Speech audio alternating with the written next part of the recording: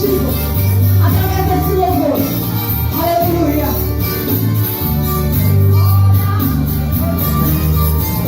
Estava aquele alvoroço em Betânia, Lázaro enfermo, sem Jesus pra socorrer. Corre e vai chamar o mestre, o nosso amigo, pois nosso irmão está doente, quase a morrer. Foram chamar Jesus aonde ele estava, dizendo: Lázaro, a quem tu amas está morrendo.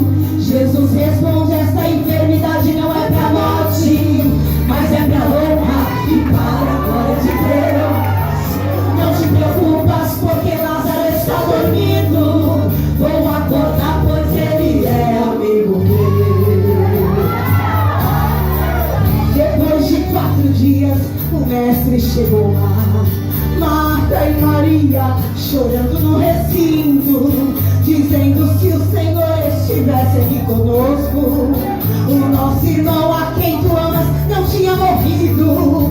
Jesus responde: Marta, eu sou a vida, o teu irmão há de ressuscitar. É isso? Pois pode estar chegando há 4 dias, se eu cheguei, o meu tu tem que levantar. Me levem lá no túmulo e mostrem onde ele está, mas tirem a pedra, pois agora eu vou chamar. Todos ao redor ficaram sem entender, ninguém de certo esperava o que estava pra acontecer. Aí o dono da vida foi lá na porta do túmulo e disse: Lázaro, vem para fora.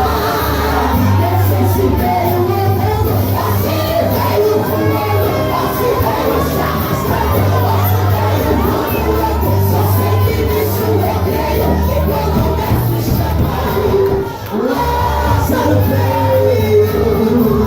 O mestre hoje chegou, pra chegar não demorou, chegou para te curar, a enfermidade sanar. O médico já falou que não tem mais, acabou e não tem como viver. Agora espera morrer, mas Jesus hoje te dá vida, vida, vida. Hoje recebe vida, vida, a presença da vida, vida, vida. Hoje Jesus te ressuscita, ressuscita, ressuscita teu sonho, ressuscita tua vida, ressuscita tua casa, ressuscita tua vida, ressuscita tua história, ressuscita tua fé.